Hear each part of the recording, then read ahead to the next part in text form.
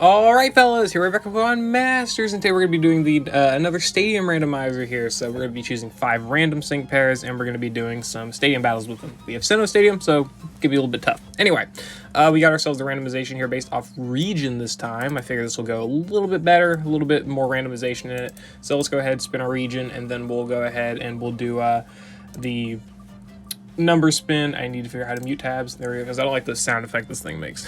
Either way, whatever. So we got Kalos, so we're going to go to our Kalos sync pairs and filter out and see how many Kalos sync pairs that we have. I don't remember. 36 it seems, so let's go ahead and roll 1 to 36. 4. Okay, so number 4, from the top to bottom, we got ourselves Nita and Landorus. Definitely a better option for sure, because this just enables, you know, supports. Supports is always good to have, so I'm not going to be mad about that, especially a pretty decent support. Let's go ahead and re-roll here again. Again, we're going for 5 sync pairs, and for one for each battle. If you don't know how these works, basically I just choose 5 sync pairs by random, and I have to use 1 per battle. That's pretty much the only rules. Looks like we got Unova next. Let's go ahead, and obviously I sorted the main character, Pasio and Paldea, all into 1 here. So, or yeah, Pasio / Paldea here. 1 Paldea character, so figure, wow, 1 to 44-year-old 1. Which is Rosa. Nita and Landorus, Rosa and Superior.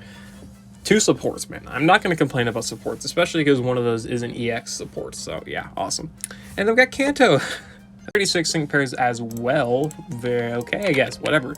1 to 36, 32. Let's go to the very end. 36, 35, 34, 33, 32. Not bad, actually. This could be far worse, because we actually do have a Fire Week Stadium. So we actually can make a beast of this guy without having to just do some stupid niche crap. So Nita and Landorus, Rosa Superior, and Blue and Arcanine. Definitely not the worst thing, but of course we were so close to getting like Lance, Red, New Champion Red, whatever. Whatever, I guess.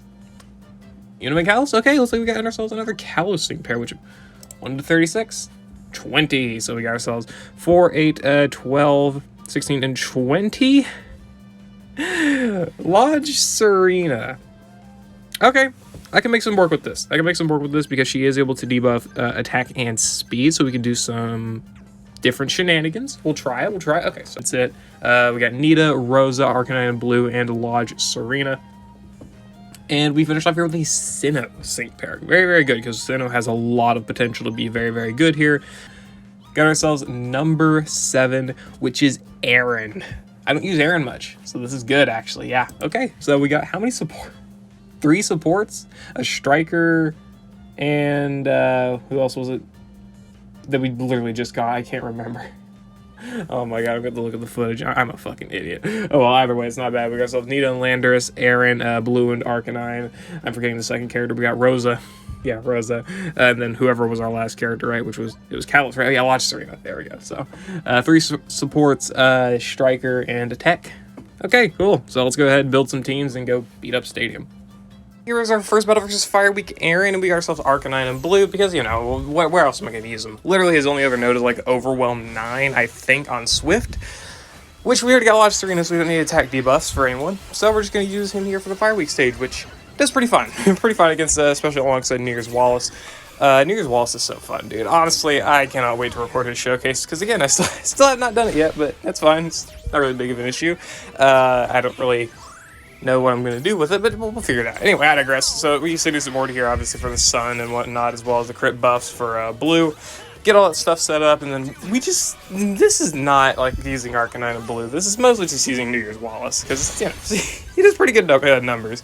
I haven't watched many showcases on him, but when he initially came out, I did not see many showcases over him, and the ones that I did see were, I don't know, they didn't make him look really impressive. Like, I saw him do like 900 damage first AoE, and I'm like, what the? That can't be right. It can't be that bad. And well, it turns out clearly he isn't. Like, I don't know, just different parameters and different functionality, I guess. I don't know. Either way. So we use Wallace here. Ton of great damage. Uses max move. Very good max move, by the way. Max moves are always amazing, because you're just able to get that good bit of burst damage, which can really save you a lot of time. Not time necessarily, but give you a lot of damage. Like, get rid of the side, or, you know, just do a lot of damage to the middle, whatever it may be. And Wallace is great for that. I really love him. Plus, that +7 special moves next is a little strong.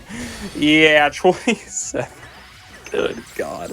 I wish you would have got that earlier in the battle, but oh well, I digress. Biggest problem with Aaron here is that you have to deal with endurance. Yeah, endurance is a massive pain in the ass, but thankfully because of the max moves and sync moves going through it, it's not that big of an issue. I digress. There we go. Arcanine and Blue cleared it, no problem, obviously. So, whatever. Let's move on to the next battle. I forget what these battles are because I recorded this stuff last night, and I've been really busy today, so I really need to just step on the gas, I guess. Whatever. Let's move on to the next battle. Right, we've got Bug Week Lucian where we used Aaron and Vespiquen. This, honestly, I did not expect the absolute decimation that we did to Lucian. Like, I went into this battle with very little confidence in the setup just because Nolan takes way too long to start, like, ramping up damage, and Ingo has notoriously been known to, like, suck. So you'll see what I mean here in a bit, but Aaron is definitely doing relatively decent here. We do get lucky because, or I guess unlucky in one aspect, because we don't get NPR on the trainer move, which does suck. So we can't get ourselves to max attack and max crit, so we're pretty much relying on the luck. But thankfully, luck is in our favor for this battle, which is very, very nice. But I digress. We got -2 defenses there on the Reanimus, and they're trapped. And then we use the sync move here. And obviously we used Aaron's healing because they do a lot of damage. Ingo's damage here, I did not expect this. I don't know why I didn't, but for a 1 out of 5 Ingo to do 15,000 damage on the first sync move with a 50% multiplier, it surprised me. It really did. So whatever, I digress. We start doing really good damage with Fury Cutter. Like, Fury Cutter really starts ramping up at this point and doing really solid damage despite, like, not critting or whatever else, right? It still starts doing some pretty good damage. But obviously the magnum opus, I guess, of this run, so to speak, is Ingo with his just level of power, dude. Ingo. Apparently Ingo is just way too strong for me to even factor. I don't know. Obviously he's not going to be that great off-type or whatever, but really, I mean, I'm not going to complain about him being 1 out of 5 and being able to clear Bug Week Lucian, who's been notoriously annoying since pretty much debut. No complaints from me. I digress. Anyway, yeah. Aaron also does some pretty decent damage himself. Anyway, whatever. Maybe I gassed up Ingo too much. Obviously, he's still not like the greatest like setter in the world for Bug Zone or a great unit overall, but still, he clearly is able to put in his own work when he needs to. I digress. So there we go, 6,000 points. Let's move on to the next setup. I forget which one's. I think it's. Fuck. I think it's Flint. I don't remember. Of course, I would lose a 50-50. Anyway, whatever. We got ourselves a Ice Week Bertha here. I probably should. Well, not shouldn't have, but I probably, looking back, wouldn't have used Irida on this setup if I really wanted to, but she just fits so many different builds for this this battle here specifically, because she's able to get rid of the sand, which obviously takes away enemy damage. She's got tanking. She's able to activate some speed debuffs for Getsus, but obviously the big kicker here is Serena being able to debuff speed and attack, both of which are activating Getsus's nuking multipliers, so we can spend all of our time here building Getsus's special attack and crit by himself, and using Glaciate for the damage instead of actually having to worry about anything else. Because combine ourselves our Glaciates, Icy Winds, and Pecks, we actually get to, I think, -6 speed here, and then we also get to -3 attack. So we got ourselves very easy to activate nuke multipliers here. We could have gone for the Noble Roar and gotten to -2 special attack, -5 attack, and -5 speed. Would have been better, but really doesn't matter when you one-shot anything anyway. We don't even end up using Irida's Dancing Ice Beam, because you don't need to. This setup's just stupidly good anyway. And obviously because of the debuffs on their attack and whatnot, they don't do a lot of damage to us. So we can afford to not run a support here, which is obviously fun. There you go. Irida just sweeps. If I wanted to be extra insane, I could have just run Mind Games and satisfied Snarl on Irida if I really wanted to, just to make the enemy hate me even more, but I opted not to.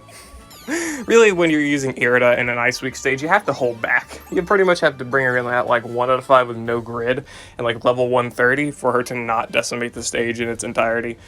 Whatever, I digress. Let's move on to Psychic Week Flint. And here is the battle versus Psychic Week Flint. This took me a while to figure out. quite a long while, but I ended up seeing online some people do some completely free-to-play clears of this, so I just kind of toughened up and just finished it. I was doing some stuff with like Lucian for special defense debuffs. I was obviously using Bianca for psychic terrain. I was trying pretty much everything to make it so we could win this battle, but the biggest thing was that Rosa could not tank Flint's moves. So what was our fix? Use Dana, who was able to apply special defense buffs to Rosa, because Rosa's tanking in her base bulk stats is actually really good.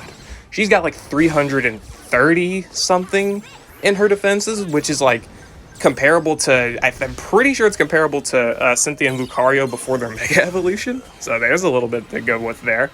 But obviously she doesn't have any way to raise her defense and special defense, right, which really impedes her bulk.